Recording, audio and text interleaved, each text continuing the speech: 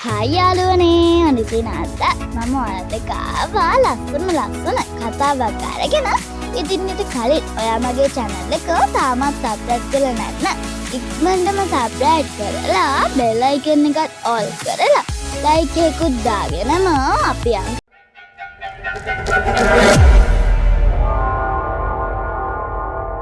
ඒ දුන්නු පාලම ලීලා යන පුංචි දරියකේ ලීලා වැස්සට ආදරය කළා. අනෙක් හැමෝම ඇතුළේ ඉන්නකොට ඇය දුවගෙන ආවා. අත් දෙක අරගෙන ඇගේ කම්මුල් මත වැහි බින්දු දිලිසෙනකොට hina වුණා. දිනක් හද වැස්සකින් පසු ආසහරහා දීප්තිමත් දෙදුන්නක් දිස්සුණා. නමුත් යම වෙනස් වුණා. ඇවිත් බලන්න කියලා කිව්වා. ඇගේ ඇස් ඉදිරිපිට දෙදුන්න දිලිසෙන ආලෝක පාලමක් බවට පත් වුණා. දෙවරක් නොහිතා ලීලා ඒ මතට නැංගා. ඇය ගිය සෑම වර්ණයක්ම දීප්තිමත්ව දිලිසුණා. රතු ඇගේ හදවත උණුසුම් කළා. තැඹිලි ඇගේ පීර්තියෙන් පිරෙව්වා.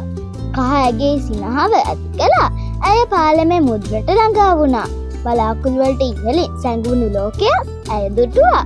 දෙදුණු රාජධානිය මේ මායාකාරී ස්ථානය වර්ණ ජීවමානයි. රතු හිවලුන් හිරු බැසියාම් පාට කළා.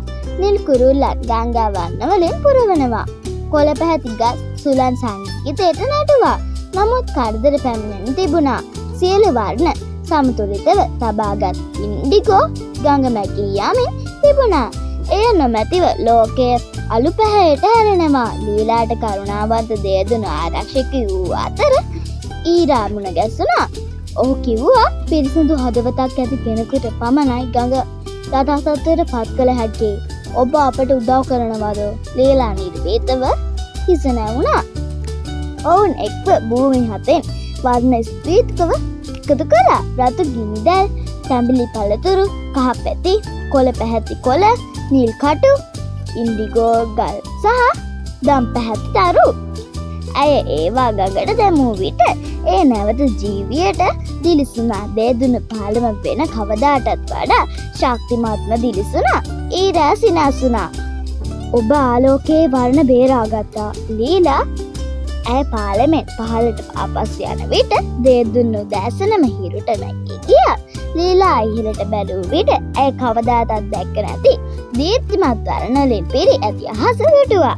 එදා සිට දෙදුන්නත් දිස්සූ සෑම අවස්ථාවකම මිනිසුන් පැවසුවේ බලන්න ලීලා නැවතත් පාලම දිගේ ඇවිදිනවා ඇති කියලයි.